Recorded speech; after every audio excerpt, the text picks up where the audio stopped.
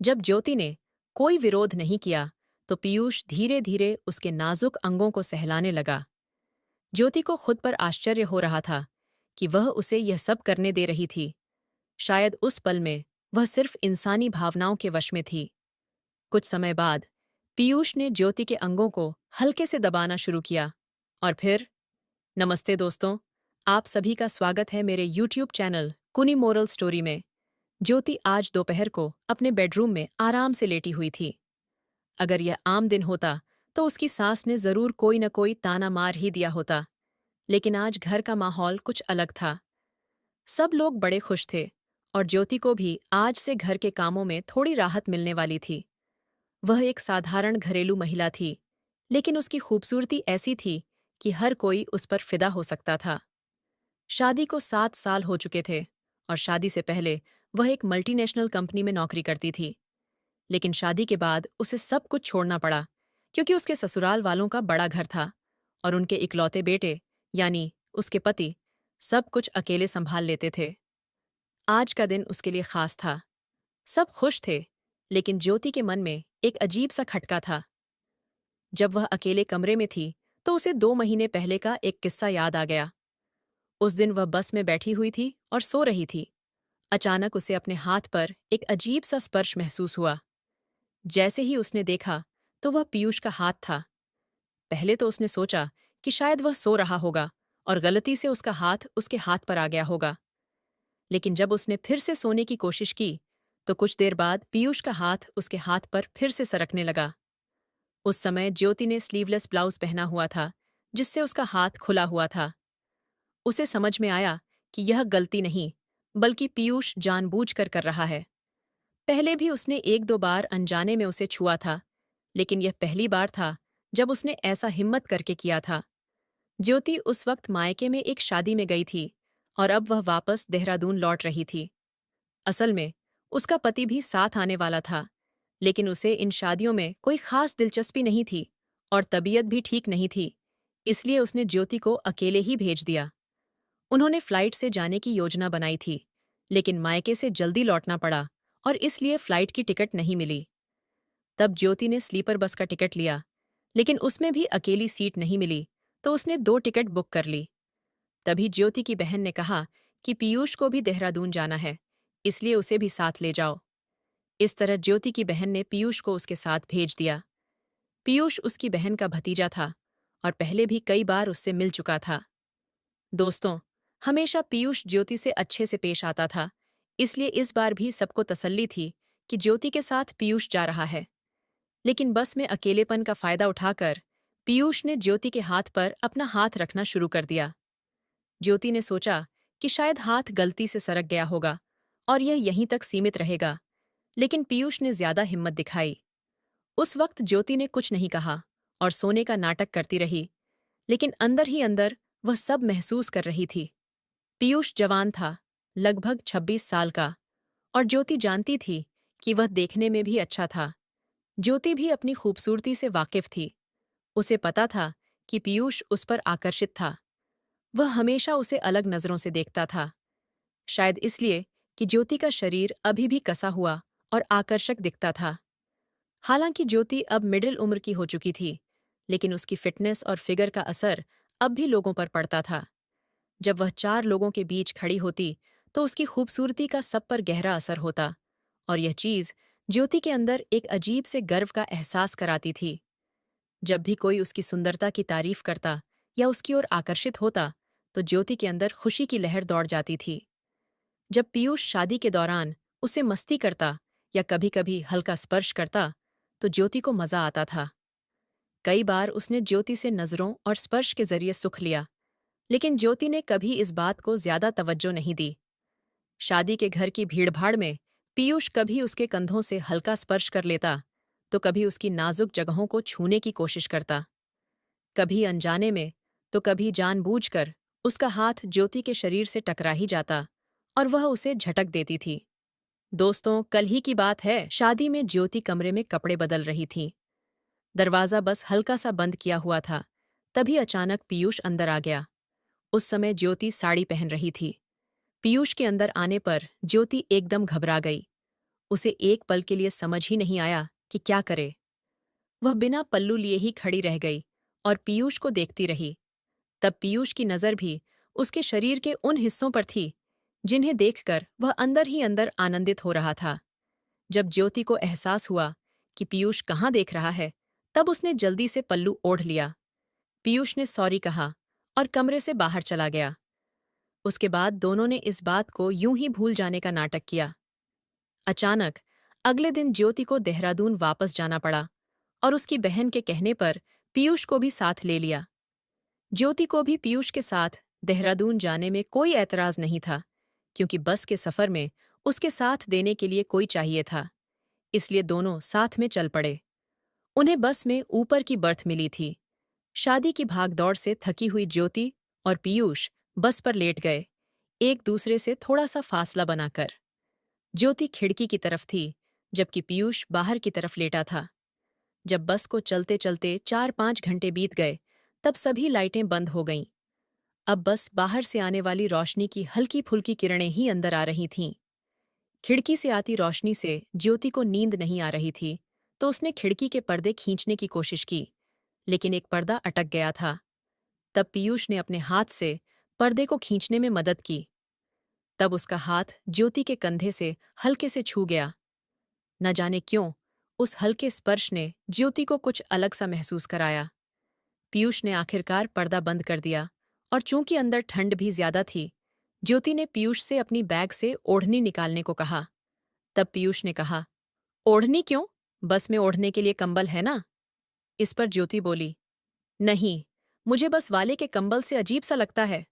तब पीयूष ने बैग से ओढ़नी निकालने के लिए बैग खोला और गलती से ज्योति की इनरवियर बाहर आ गई। इस पर ज्योति ने हंसते हुए उसे जल्दी से छिपा लिया और पीयूष भी हंसने लगा। फिर उसने जल्दी से बैग से ओढ़नी निकाली। थोड़ी देर बाद गपशप करते हुए ज्योति को नींद आ गई, लेकिन कुछ देर बाद अचानक उसकी नींद खुल गई और उसे महसूस हुआ कि पीयूष उसके बदन पर धीरे धीरे हाथ फेर रहा है। तब ज्योति ने कोई हलचल नहीं की और सोने का नाटक करती रही। ऐसे ही पीयूष का हौसला बढ़ता गया और अब वह ज्योति के हाथ को हल्के से दबाने लगा। कुछ देर बाद उसने अपना हाथ वापस खींच लिया। इस बीच बस एक शांत माहौल में चल रही थी। ज्योति को ऐसा लगा कि शायद अब पीयूष बोर हो गया है, लेकिन तभी उसने महसूस किया कि उसकी ओढ़नी के नीचे पीयूष का हाथ सरक रहा है। वह शायद यह सोच रहा था कि ज्योति गहरी नींद में है, इसलिए उसकी हिम्मत और बढ़ गई थी। ज्योति को अब उसकी बेधड़क हरकतों पर हैरानी हो रही थी, लेकिन उसने फिर भी कुछ नहीं कहा और चुपचाप लेटी रही। फिर पीयूष ने उसकी ओढ़नी हटाकर धीरे से अपना हाथ उसके पेट पर रख दिया और धीरे धीरे उसकी नाभ के पास घुमाने लगा। थोड़ी ही देर में उसकी हिम्मत और बढ़ गई और उसने अपना हाथ और आगे बढ़ाकर ज्योति के नाजुक हिस्सों को छुआ।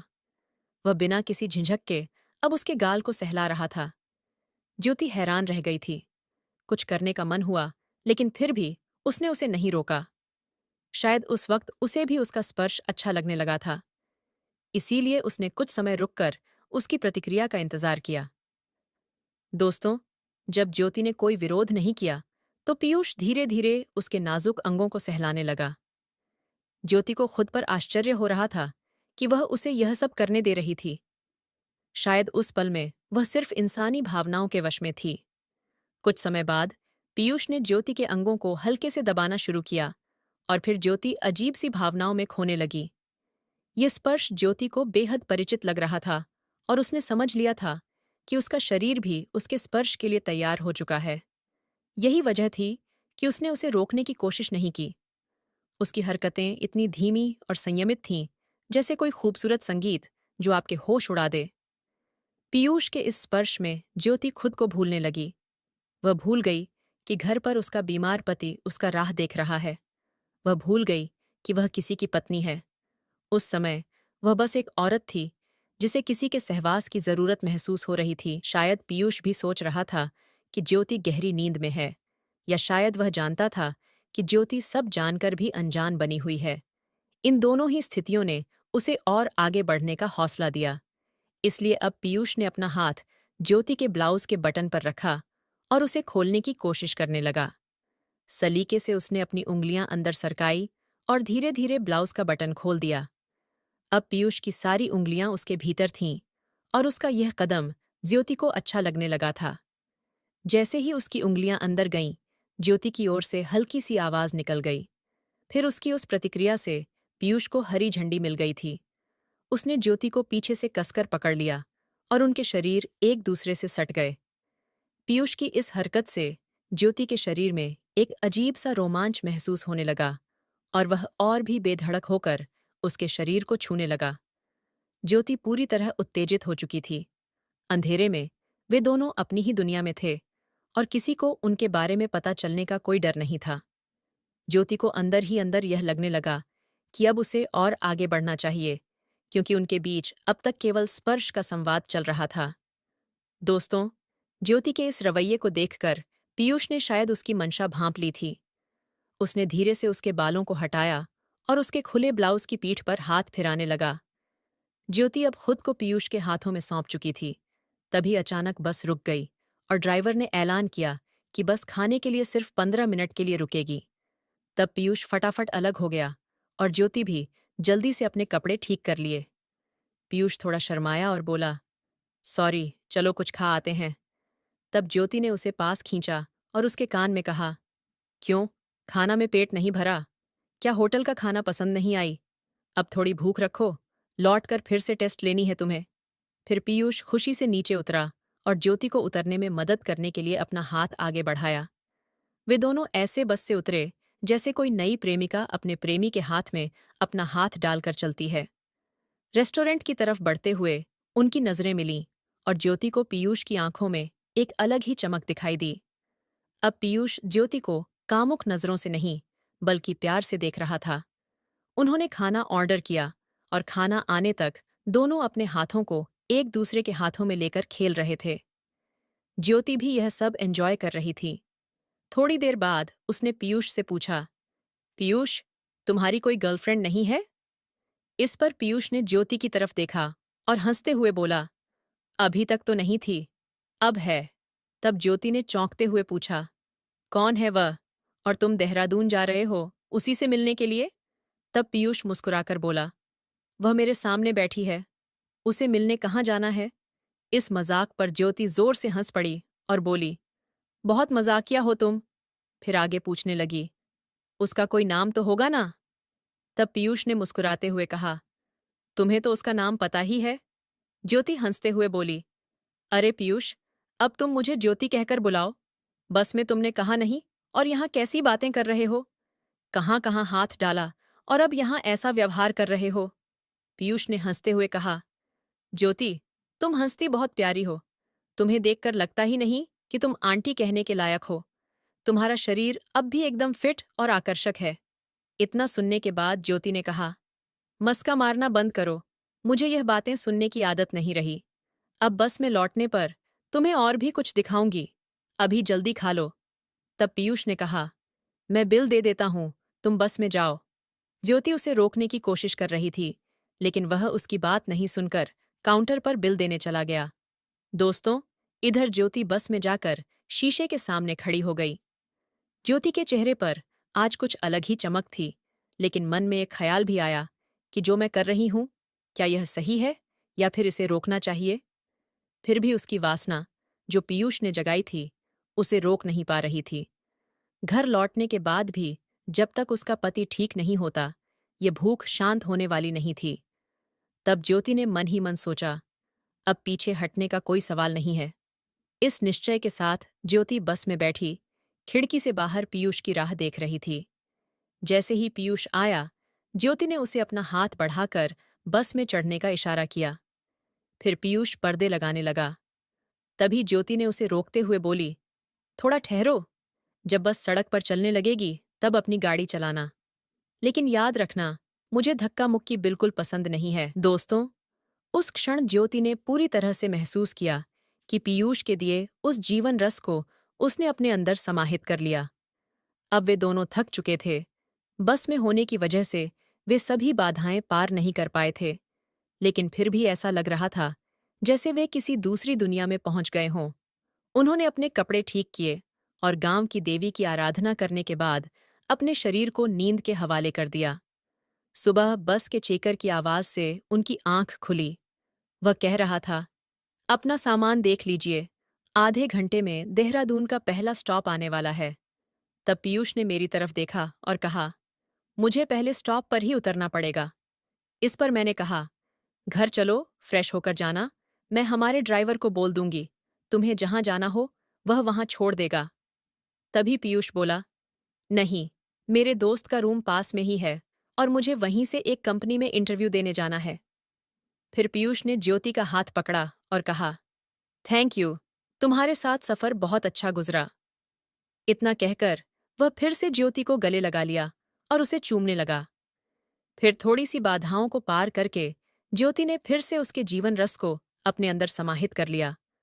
उसके बाद जब पीयूष का स्टॉप आया, तब वह बस से उतर गया। बस से उतरते समय ज्योति ने उसे उसके इंटरव्यू के लिए बेस्ट ऑफ लक इन कहा। जैसे ही पीयूष बस से उतरा, ज्योति खिड़की से उसे जाते हुए देखने लगी। उसका चेहरा आत्मविश्वास से भरा हुआ था और एक हल्की मुस्कान उसके होठों पर खेल रही थी। तब ज्योति के मन में हल्की सी बेचैनी थी, लेकिन उस पल को जीने की संतुष्टि ने उसे शांति दी। उन दोनों के बीच जो कुछ हुआ, वह किसी भी रिश्ते की नई शुरुआत थी या फिर शायद सिर्फ उस पल का अनुभव। लेकिन एक बात तय थी, वह पल हमेशा ज्योति और पीयूष के दिल और जहन में रहेगा। फिर बस आगे बढ़ने लगी और ज्योति अपने ख्यालों में खो गई। पीयूष के साथ बिताए हुए वह लम्हे अब उसके यादों का हिस्सा बन चुके थे। उसके स्पर्श, उसकी आंखों की गहराई और उसका अंदाज, सब कुछ जैसे अभी भी उसके साथ था। ज्योति समझ चुकी थी कि यह जो हुआ वो एक सफर का हिस्सा था, एक ऐसा सफर जिसने उसे उसकी अपनी इच्छाओं से मिलवाया, उन ख्वाहिशों से जिन्हें उसने कभी महसूस नहीं किया था। थोड़ी देर बाद ज्योति अपने डेस्टिनेशन पर पहुंच गई। घर पहुंचते ही ज्योति के मन में विचारों का सैलाब उमड़ने लगा। क्या यह सब सही था? क्या मैंने खुद को अपनी सीमाओं से परे धकेल दिया? लेकिन फिर भी उसने खुद से एक सवाल किया, क्या मुझे इसका पछतावा है? तब उसके पास जवाब था नहीं। मैंने वह किया जो मेरे दिल ने मुझे करने को कहा और उस अनुभव ने मुझे एक नई पहचान दी थी। उसने यह सोचा कि पीयूष का वह आत्मविश्वास चेहरा ज्योति के मन में हमेशा के लिए बसा रहा। उसकी हंसी, उसकी बातें और वह जादू भरी रात उसके लिए कभी न खत्म होने वाली याद बन गई। ये सफर उन दोनों के लिए शायद सिर्फ एक मोड़ था, लेकिन ज्योति के लिए यह मोड़ उसकी जीवन की नई राहों को खोलने वाला था। तो दोस्तों, जिंदगी हमेशा हमें ऐसे मोड़ देती है जहां हम खुद को फिर से पहचानते हैं। शायद पीयूष के साथ वह सफर ज्योति के लिए खुद को समझने का एक जरिया था, अपनी इच्छाओं और सीमाओं को जानने का। और अब यह सफर खत्म हो चुका था, लेकिन इसकी छाप हमेशा ज्योति के साथ रहेगी। इन सब के बाद ज्योति ने एक गहरी सांस ली और उस सफर की मधुर यादों को अपने दिल में संजोते हुए अपने जीवन की नई राह पर आगे बढ़ने के लिए तैयार हो गई। निर्देश: हर सफर जरूरी नहीं है कि किसी मंजिल पर जाकर खत्म हो। कुछ सफर हमें सिर्फ खुद से मिलवाने के लिए होते हैं, और यही उस अनुभव की खूबसूरती थी जिसने पीयूष और ज्योति को खुद से रूबरू कराया। तो दोस्तों, यह थी आज की हमारी छोटी सी कहानी। कहानी कैसा लगा कमेंट में जरूर बताएं, और चैनल में पहली बार आए हैं तो चैनल को भी सब्सक्राइब करें। आगे ऐसे रोमांचक कहानियां सुनने के लिए चैनल को सब्सक्राइब करें। फिर मिलते हैं एक नई स्टोरी में। धन्यवाद।